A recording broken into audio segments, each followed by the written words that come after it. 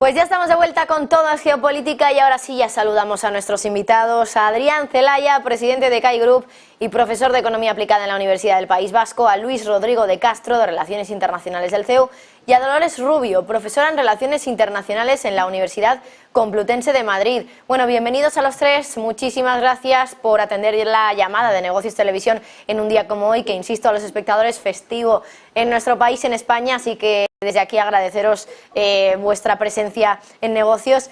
Y vamos a comenzar un poco a analizar un poco las cuestiones que hemos tenido en el día de hoy, que son bastantes en cuanto al conflicto de Israel. Por ejemplo, empiezo por ese ataque de Israel a Siria, que no sé si era algo esperado.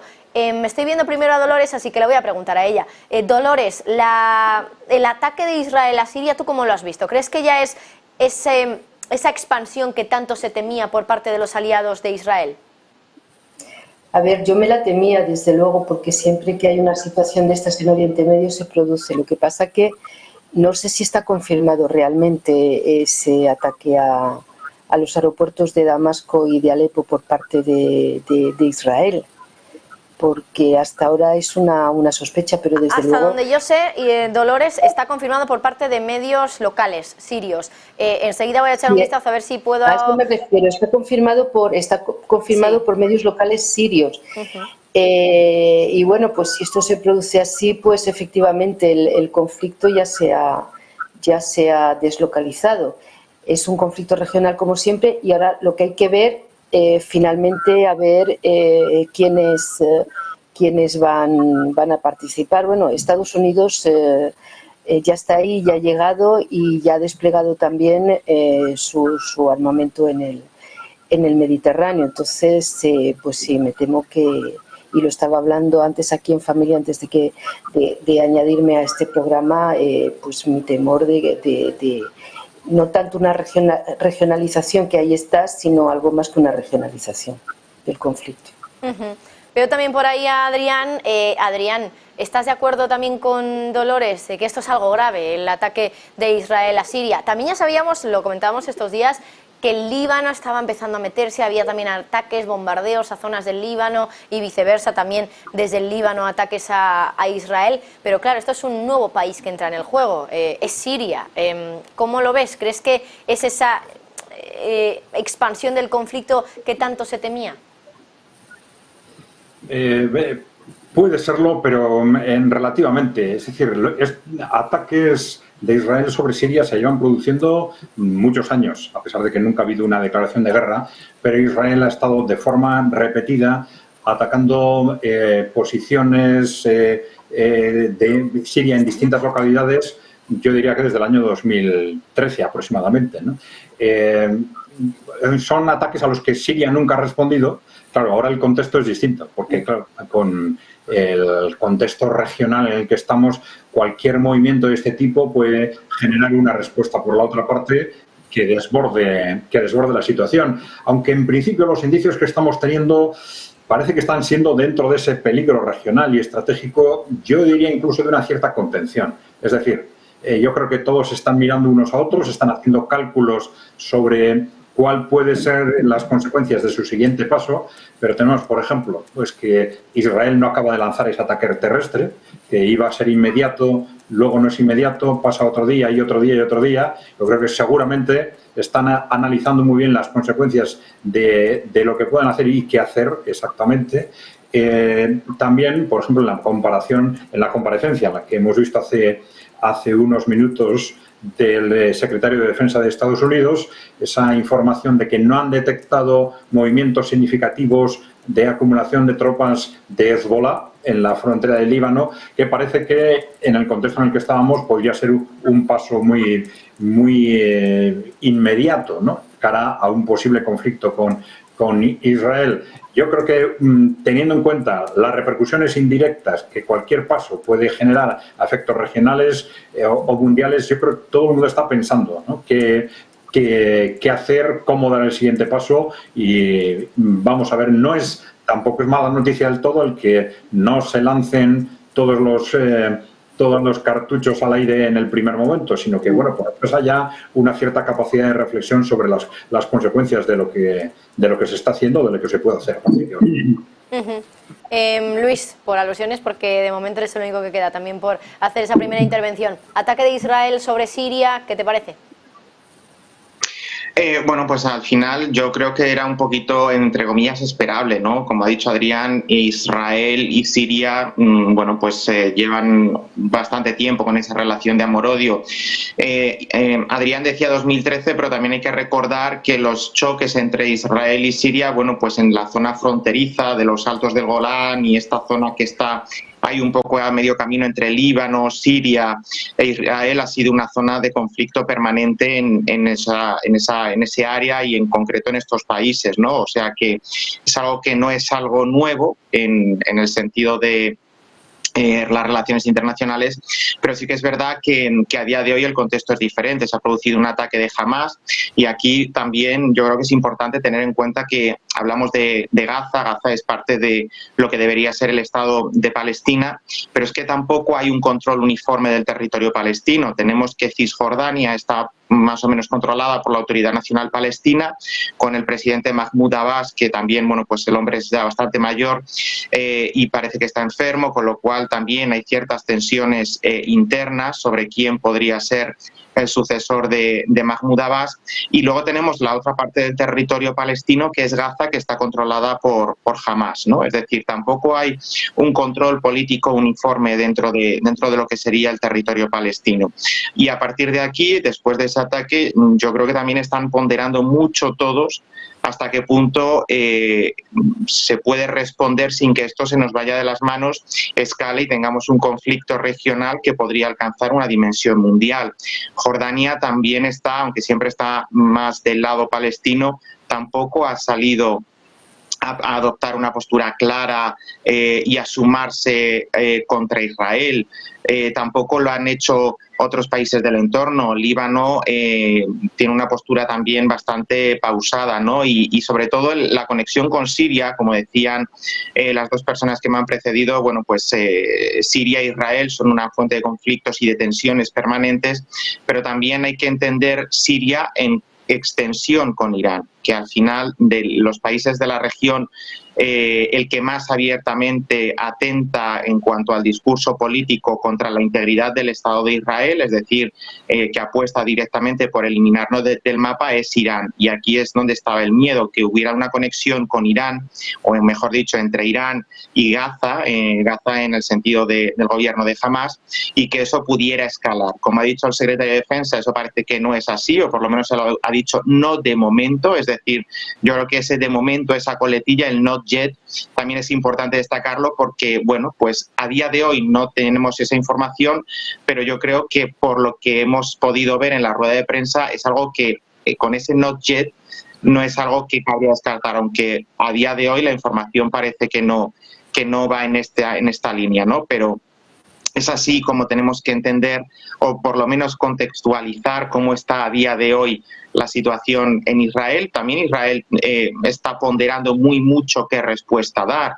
Y lo primero ha sido Netanyahu consolidar un poco su papel dentro del gobierno, con ese gobierno de unidad nacional, porque tampoco Israel internamente tenía un gobierno estable, con lo cual Netanyahu y el gobierno que lidera pues está primero asegurándose la viabilidad, por lo menos a medio plazo. Él ha dicho que estamos en guerra, por tanto, eso también eleva la sensibilidad dentro del propio país, pero esa respuesta contra Hamas en Gaza de intervención militar se ha limitado a recuperar el control de la zona fronteriza de Israel, con lo cual tampoco se están atreviendo a entrar directamente en Gaza y un poco a la espera, porque puede ser o pudiera darse el caso de que entraran a todo gas en Gaza, pero que recibieran un ataque a lo mejor por otro flanco desde Siria. Es decir, que también yo creo que en Israel se está ponderando todo y yo creo que la respuesta llegará, pero no de manera tan inmediata como podíamos esperar a lo mejor en un primer momento.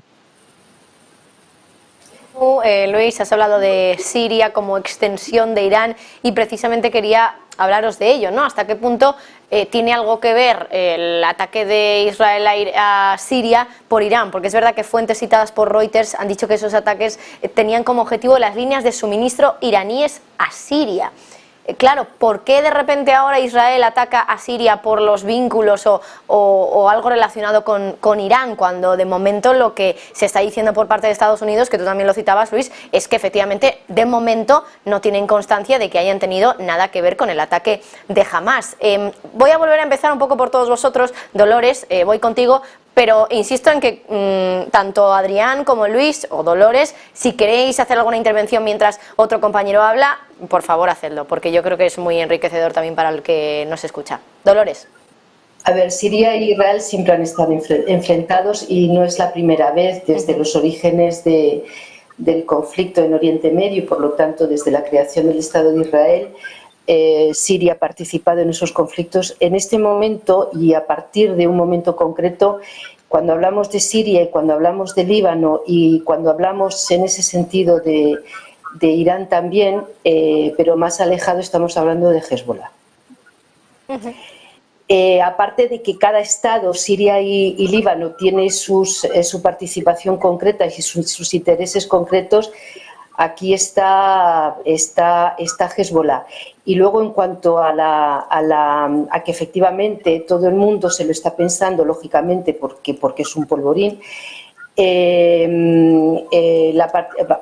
intervención de Israel por tierra en Gaza, está el tema de los rehenes. Parece ser que la orden está para mañana. Yo no sé si van a intervenir o no van a intervenir, porque efectivamente se lo tienen que pensar muchísimo.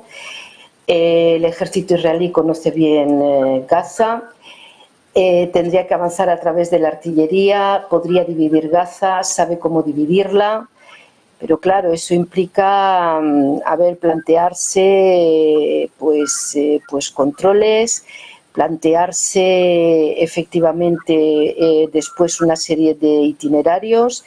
Egipto ha dicho que no. Existe una gran problemática en torno a la posibilidad de los corredores humanitarios y además, pues claro, Gaza es que está armada por arriba y está armada por abajo con el tema de los subterráneos. Entonces, pues eso.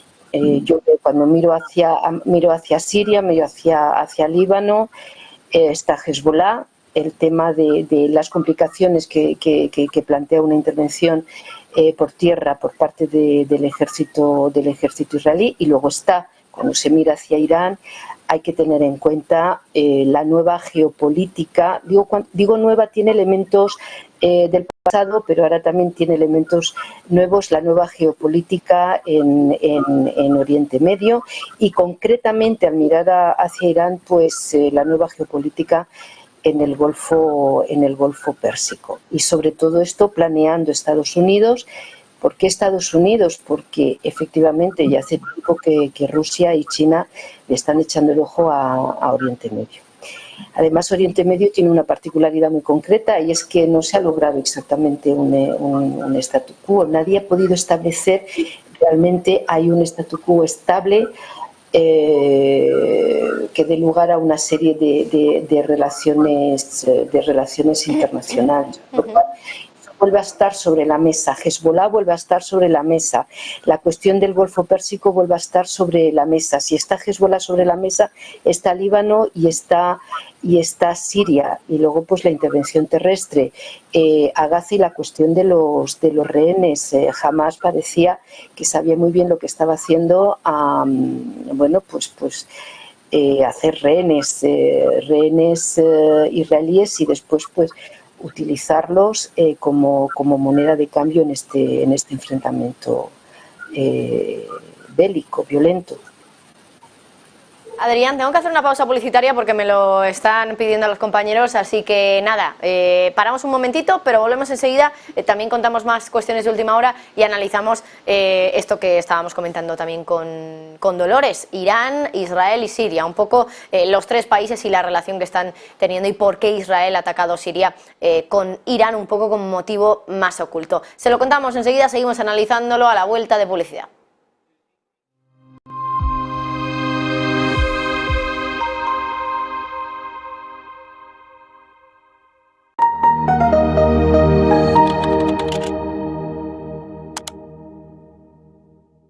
Para mucha gente, acertar es sinónimo de ganar.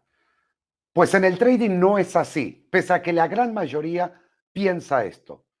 Vamos a hablar de operativa. Vamos a entrar de lleno en este nuevo módulo, el más importante para la Academia de Negocios Televisión, denominado módulo de operativa. Vas a descubrir cosas que ni te imaginabas que fueran a ser de esa forma. Descubrirás que por más que analices y aciertes lo que un precio de cotización puede hacer, no va a ser una garantía para que tu cuenta pueda crecer o tu dinero. Comenzarás a entender que te va a dar igual si un precio de cotización, sea de lo que sea, sube o baja. Simplemente vas a poder contar con las herramientas fundamentales para que esa operativa, esa inversión, te lleve con un alto grado de probabilidad quizás al éxito. Aprenderás a gestionar el capital, el riesgo y, lo más importante, tu comportamiento, tus emociones.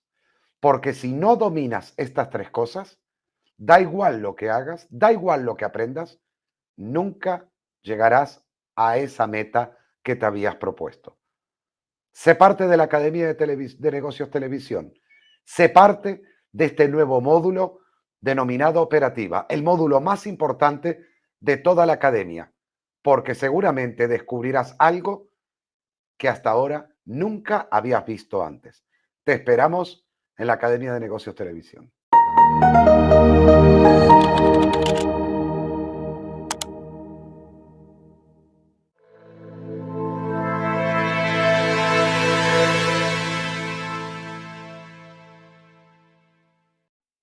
Pues ya estamos de vuelta en Todo es Geopolítica, Negocios, Televisión, y antes de continuar con el análisis, con el papel de Irán también en el conflicto, contarles también una de las declaraciones que ha hecho Jens Stoltenberg, el secretario general de la OTAN. Dice, directamente le pide a Irán, por cierto, y a Hezbollah que no promuevan una escalada de la guerra entre Israel y Hamás. Dice, la situación en Oriente Medio es ahora muy desafiante y, por supuesto, siempre hay riesgo de que naciones u organizaciones hostiles a Israel intenten aprovecharse. Y eso incluye, dice, a Hezbollah o a Irán. Escuchamos a Stoltenberg. Do you fear that it may do that? Thank you. The situation in the Middle East is now very challenging, and of course there is always risk that nations and organizations hostile to Israel will try to take advantage, and that includes, for instance, organizations like Hezbollah or a country like Iran. So this is a message to countries and organizations hostile to Israel that they should not try to utilize the situation. And the United States has deployed more military forces in the region, not least to deter any escalation or prevent any escalation of the situation. Go to the gentleman in the second row here, please, in the front. Bueno, pues aquí ha hablado Jens Stoltenberg, el secretario general de la OTAN, y pedía a las naciones y organizaciones hostiles a Israel, entre las que citaba a Irán y al grupo Hezbollah, que no se aprovechen del enfrentamiento entre el Estado israelí y el grupo islamista Hamás, ni lleven el conflicto a una escalada mayor a la que estamos viviendo ahora mismo. Vuelvo a saludar a los invitados hoy en Todo es Geopolítica: Adrián Celaya, Luis Rodrigo de Castro, Dolores Rubio. Estábamos hablando antes de publicidad del papel que está teniendo Irán en este conflicto, del motivo que habría llevado a Israel a atacar esos dos aeropuertos en Siria, motivo, bueno, pues donde estaría ahí Irán, donde jugaría un papel importante. Adrián, ¿tú qué opinas sobre este hecho, sobre el hecho de que Israel haya podido atacar Siria por el simple hecho de que, bueno, pues está relacionado también con Irán? Bueno, primero que hay que decir es que no es una novedad, que los ataques de los últimos años sobre Siria, Israel repetidamente siempre estaba haciendo referencia a esa relación entre Siria y Hezbollah, entre Siria y Irán, ¿no? Como un argumento para en principio, atacar un país soberano y con el cual no había una declaración de guerra. Con lo cual no tiene por qué ser un aspecto cualitativamente tan grave como a primera vista puede parecer, ¿no? Pero es que efectivamente, yo creo que la cuestión clave en este momento son las posibles implicaciones de terceros países, como ha dicho el propio Stoltenberg, ¿no? Y en qué medida otros países, como el propio Estados Unidos, otros países musulmanes, etcétera, pueden o no implicarse en lo que vaya a suceder entre Israel y Hamás, y entre Israel y Gaza, ¿no? Pero para esto yo creo que hay una reflexión que falta, que es el de las posiciones previas, ¿no? Es decir, en qué medida puede haber habido o no complicidades previas o conocimientos previos de que este estallido se iba a producir. Vamos a ver, si hacemos un poco de historia, lo que ha sucedido en los últimos años ha sido, sobre todo por parte de Israel, una estrategia constante de intentar provocar un conflicto regional, por lo menos, clarísimamente, ¿no? Tanto en actuaciones innecesarias y abusivas con respecto a la población palestina y también innecesarias en ataques contra Siria, por ejemplo, ¿no? La única interpretación que cabía hacer de todos estos movimientos era que los gobiernos de Israel estaban muy incómodos estratégicamente en una situación en la que, partiendo de que las posiciones de Israel desde el año 48 se han asentado fundamentalmente en un apoyo estratégico en la hegemonía de Estados Unidos, esa hegemonía se empieza a poner en cuestión, Estados Unidos está perdiendo ese papel de hegemón en el mundo y esto hace peligrar la posición de Israel en el propio Oriente Medio. Es decir, el contexto geopolítico se va moviendo muy rápidamente en contra de los intereses de Israel y se está volviendo cada vez más peligroso para Israel como Estado, ¿no? Y frente a esa situación, los gobiernos de Israel tenían dos posiciones: reposicionarse en otro tipo de relación con los países musulmanes, los palestinos, etcétera, o intentar reventar el tablero, provocar algo que haga estallar la situación internacionalmente y que rompa esa dinámica internacional que va encaminada hacia la pérdida de hegemonía de Estados Unidos y Israel, digamos, ¿no? Entonces, esta es la explicación en base a la cual parecía que había que interpretar los movimientos del gobierno de Israel, ¿no? Pero claro, durante todos estos años los países musulmanes no han respondido a esas, vamos a decir, provocaciones, precisamente porque seguramente hacían ese tipo de interpretación, ¿no? Entonces decían, bueno, es al gobierno de Israel al que le interesa reventar la situación, no a nosotros, porque el contexto internacional es cada vez más favorable a nosotros, nos interesa dejar que siga evolucionando así, ¿no? Pero, claro, cuando Hamás toma esa decisión, la decisión de poner en marcha esta operación, es porque por alguna razón en este momento ha pensado que le interesa. Y es muy improbable que lo haya pensado contando solo con sus fuerzas. Muy improbable, teniendo en cuenta que las fuerzas de Israel son tremendamente superiores a las suyas. Yo creo que hay que pensar que Hamás contaba con apoyos. Es decir, cuando Israel venga por mí, sabiendo que eso va a pasar, cuando Israel venga por mí, pues voy a contar con los apoyos de quien sea.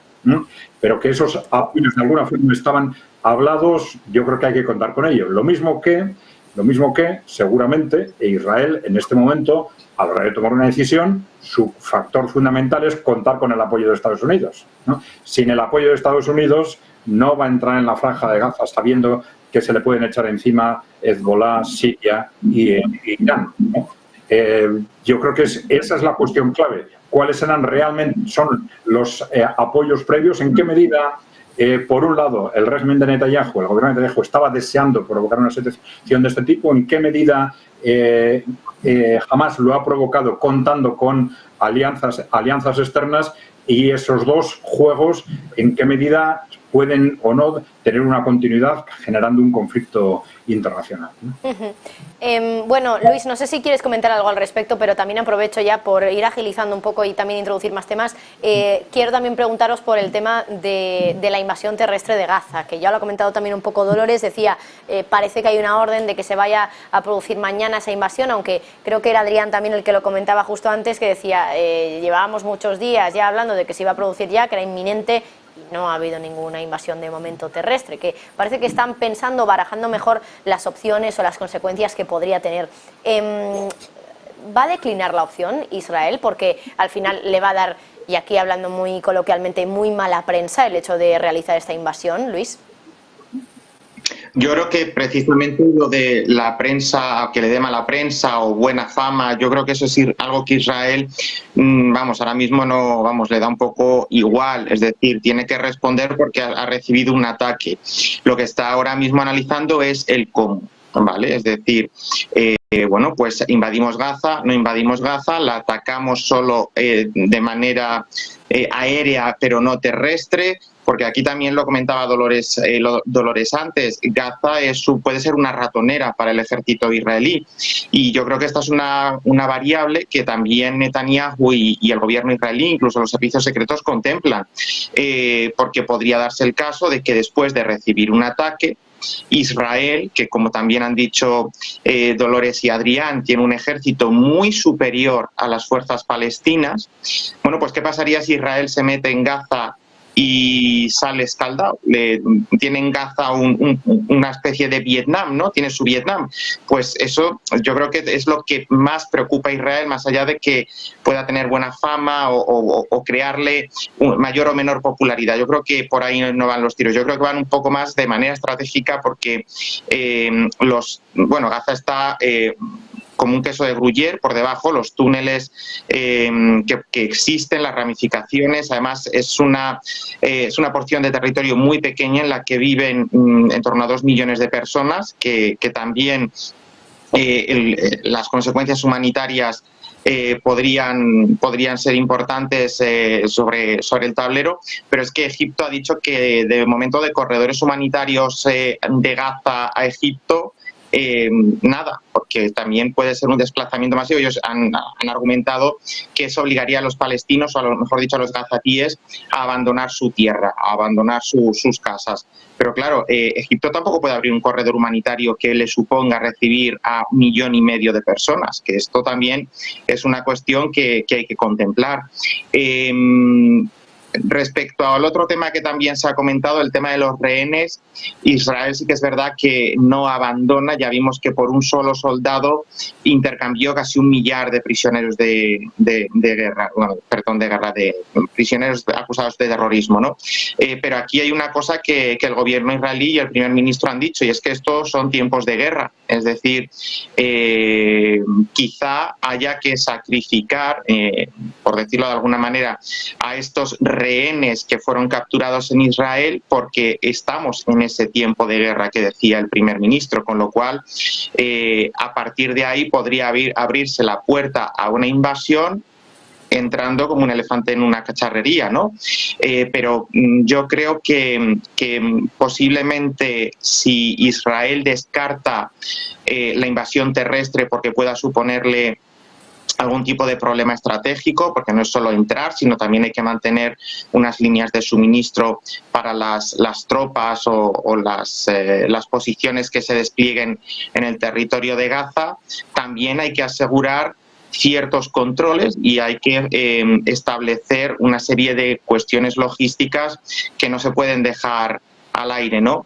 En todo caso, excluyendo esa opción o esa operación terrestre, Israel llevaría a cabo una no invasión aérea, pero sí ataques selectivos en todo caso contra posiciones de Hamás. Sí que es verdad que, como decía, es una zona muy densamente poblada, y eso pues va a suponer lo que en términos bélicos se llama daños colaterales, que dicho de una manera más real, pues son víctimas civiles, ¿no? Eso sí que hay que también tenerlo en cuenta, ¿no? Pero que Israel va a responder atacando Gaza, eso está claro. Lo que hay que esperar, o lo que veremos a ver cómo se produce, es si hay invasión terrestre o no. Ahí puede que estemos en este momento dilucidando esos interrogantes, pero en todo caso va a haber una respuesta. Si no es terrestre, es aérea, y además Estados Unidos ya ha posicionado fuerzas en el Mediterráneo, con lo cual Gaza para la población local pues puede ser también un laberinto sin salida. proporcionalidad, ¿no? Porque ayer Jens Stoltenberg hablaba de que debía ser una respuesta proporcional, la respuesta de Israel con Gaza y, bueno, con el territorio controlado por Hamas al final. Quiero también poneros las declaraciones hoy de Anthony Blinken, del secretario de Estado de Estados Unidos, que hablaba de esa posible invasión terrestre, pero me da la sensación de que hablan en términos muy ambiguos, igual que cuando hablan de esa proporcionalidad, porque tampoco se aventuran a condenar una posible invasión terrestre. No, ni quieren confirmar ni quieren desmentir que pueda ser algo que esté en los planes de Israel, ni tampoco hacen una valoración sobre lo que ellos opinan sobre esa posible invasión terrestre. Voy a poneros esas declaraciones de Anthony Blinken y enseguida las comentamos. John, we are talking about that, and we're talking to Israel about that. We're talking to Egypt about that. It's an ongoing conversation. I can't get into the details. Some of this is, needless to say, and understandably complicated, but we want to make sure to the best of our ability, and I know Israel wants to make sure to the best of its ability that civilians are not harmed. But Israel has to take steps to defend itself.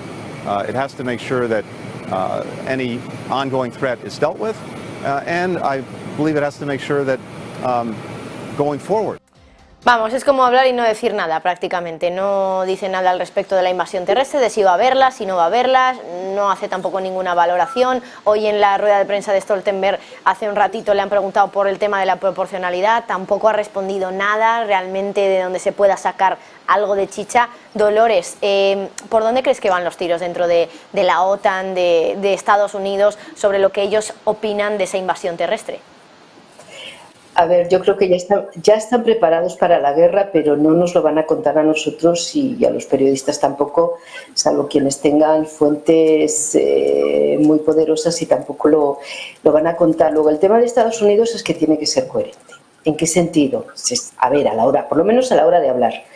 Se tiene que mostrar coherente, porque por una parte no puede estar diciendo que Rusia está cometiendo crímenes de guerra en Ucrania y está condenando toda la situación y está planteando toda la situación como el enfrentamiento entre las dictaduras y las democracias, poco más o menos que el enfrentamiento entre el bien y el mal a nivel de la sociedad internacional, y luego permitir o plantear, bueno, pues que el ejército israelí Israel a la hora de intervenir por tierra, mar y aire, da igual en este sentido, en Gaza no tenga ningún límite. Por lo tanto, ahora se está hablando constantemente, aunque sea de forma ambigua, que la guerra tiene sus reglas. Es verdad que luego en el campo de batalla los estados no respetan las reglas de la guerra, y todos los discursos o todos los análisis morales y éticos de la guerra, cuando se va al campo de batalla, no existen, porque los resultados al final son son finalistas. Entonces yo creo que pienso que están preparados para la guerra. No sabemos cómo se va a producir, que Israel va a intervenir porque ha sido atacado, porque Israel cada vez que es atacado se lo plantea de manera existencial, es decir, que vienen a por el Estado de Israel y vienen para acabar con el Estado de Israel. Con lo cual, Israel efectivamente es un Estado que se siente legitimado para defenderse, que Estados Unidos le va a apoyar ahí como siempre, pero que claro, Estados Unidos, pues eso, repito, se tiene que mostrarse coherente ¿ante quién? Ante la opinión pública occidental, que mucha de ella está apoyando al Estado de Israel. Y cuando digo Occidente, no digo de España, que piensa de otra manera. Estoy hablando de la opinión pública francesa, que en este momento está dividida, como están divididos sus partidos políticos, y en la opinión pública británica, incluida la de Estados Unidos. Entonces hay otra guerra, está la de Ucrania, entonces tiene que ser coherente. O sea, no podemos permitir o decir que por un lado un Estado se está saltando todas las reglas de la guerra, que está siendo efectivamente un Estado agresor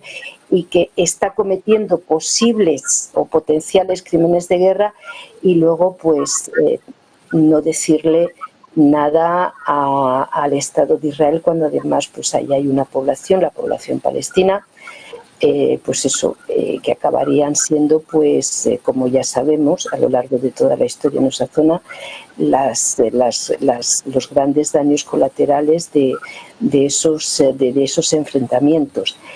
Los estados hablan antes de empezar de forma diplomática, y los diplomáticos no cuentan lo que van a hacer. Claro, es que aquí hay una cosa que también me parece interesante comentar, y es que al final siempre desde Occidente se ha dicho que las armas que se entregan a Ucrania son armas para que se defiendan, no para que ataquen territorio ruso. Y luego aquí hay ambigüedad sobre la posibilidad de que Israel responda. Incluso se dice que Israel tiene la obligación de defenderse y de responder a ese ataque de Hamás, cuando eso nunca se ha dicho respecto a Ucrania. Adrián. Bueno, sí, efectivamente yo estoy de acuerdo. Al final estamos hablando de lenguaje diplomático. Estados Unidos puede decir lo que puede decir, independientemente de lo que realmente piensen y de lo que estén, sin duda, acordando en este momento con el gobierno de Israel sobre qué atacar, cómo atacar y cuándo atacar. Israel seguramente los pasos que dé los va a dar de forma coordinada y pactada con Estados Unidos, asegurándose el apoyo de Estados Unidos para lo que haga, de ser posible, ¿no? Pero una cosa es efectivamente lo que se dice o lo que se puede decir, y otra cosa, pero claro, ese instrumento de que, bueno, yo confío en ellos, les doy las armas, pero confío en que van a actuar de forma profesionalmente, pues bueno, es un instrumento dialéctico que les sirve para cubrirse, pero que no tiene mayor significación, creo yo, ¿no? Efectivamente, la cuestión es Estados Unidos por un lado, y hay otro factor que es el de China y Rusia. Claro, no estamos en un momento cualquiera, ¿no? Esto no es la situación de hace 30 años, no son las guerras de Israel contra los países árabes del 67. Todo empezó a cambiar en un primer lugar en la guerra contra Hezbollah, hace 15 años, en la que Hezbollah salió ganador de esa guerra, ¿no? Y eso cambió radicalmente la imagen de la capacidad militar relativa de Israel sobre la de los países musulmanes. Y a partir de ese momento, los países musulmanes que rodean a Israel han ido progresivamente fortaleciéndose, también Israel, evidentemente, pero el balance ya es ahora muy, muy, muy distinto del que era hace décadas. Y además estamos en un contexto geopolítico en el que no es posible analizar lo que pasa en Oriente Medio sin tener en cuenta este choque geopolítico entre los países emergentes y Estados Unidos. Esto quiere decir que, evidentemente, China y Rusia no van a dejar a Estados Unidos que haga lo que quiera, o que en un momento en el que el conjunto de los países emergentes y los países musulmanes en su conjunto están apostando claramente por el bloque emergente, por Rusia y por China, pues se produzca por vía militar un desplazamiento, un reposicionamiento de Estados Unidos. Si Estados Unidos lo intenta, va a haber una respuesta, sin ninguna duda, por parte de Rusia o de China a través de una u otra vía. Yo me imagino que todas las partes van a estar midiendo los pasos de la otra.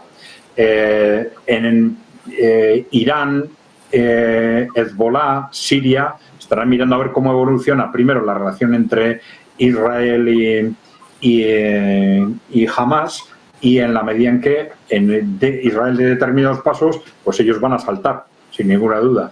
En la medida en que salten, pues desde el otro lado pensarán, pues si entran Irán y Hezbollah, pues Estados Unidos tiene que hacer no sé qué, pero sabiendo que si Estados Unidos hace algo, China y Rusia van a hacer, evidentemente. No van a permitir, o bien van a hacerlo de forma pactada o no, pero esto va a ser otro frente junto al de Ucrania, otro frente militar.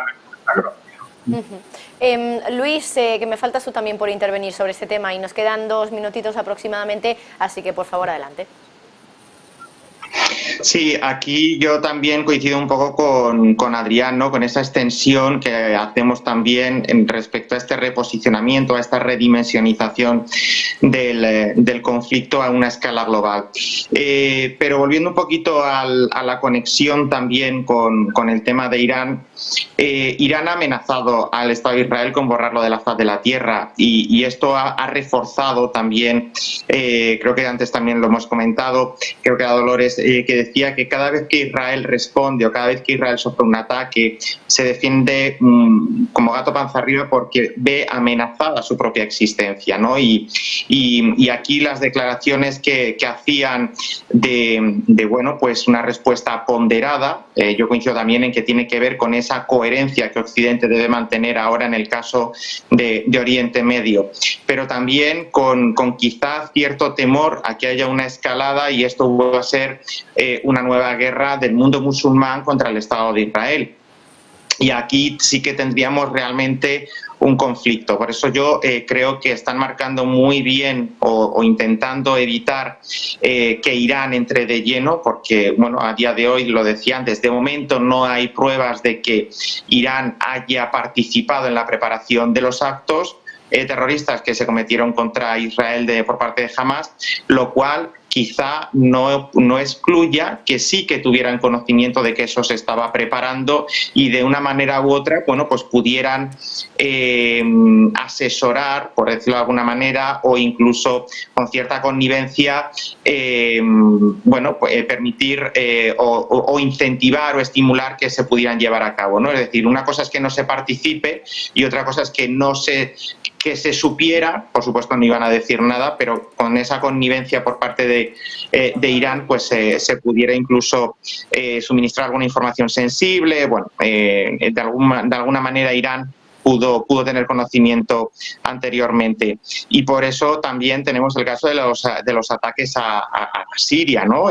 Un poco quizá de manera anticipada ante ese posible suministro que pueda haber entre Siria e Irán. También hay que recordar que Siria para nada es un país estable, que llevamos bastantes años con un conflicto ahí latente, es decir, es otra carta más al mazo que tenemos de conflictos en una región que ya de por sí es bastante virulenta y bastante conflictiva.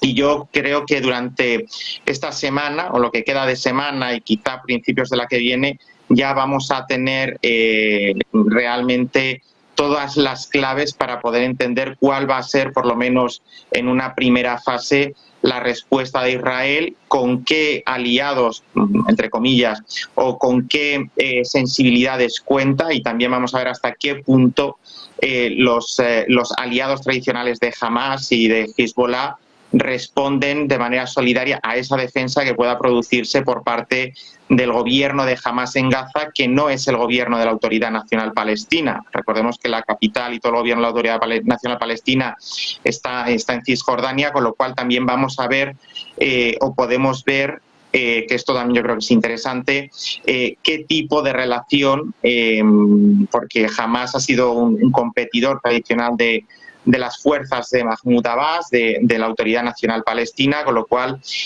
quien resulte vencedor, entre comillas, de esta pugna, pues puede ofrecer ciertas claves de quién se puede hacer con el control en general del territorio palestino, porque ya digo, Mahmoud Abbas es un líder bastante anciano que está enfermo y que precisamente las elecciones que deberían haberse celebrado para reelegirle o para elegir un nuevo líder se han ido posponiendo en el tiempo de manera reiterada, con lo cual no solo en el campo internacional de batalla, sino también hay que leerlo, o yo lo leería también, en esa clave de sucesión de Mahmoud Abbas en un periodo corto o quizá medio de tiempo. Bueno, pues nos quedamos sin tiempo, pero se me quedan muchos temas por comentar también con vosotros. Una pena. Luis, Rodrigo de Castro, Adrián Celaya, Dolores Rubio, muchísimas gracias a los tres por estar un día como hoy aquí en Negocios Televisión, festivo en España, lo insisto, porque al final es un esfuerzo que se hace, así que muchísimas gracias por estar aquí. A vosotros, buena tarde. Que paséis buena tarde, vosotros tres también. Hacemos una mini pausa y volvemos enseguida con más noticias, más actualidad y más última hora aquí en Negocios Televisión.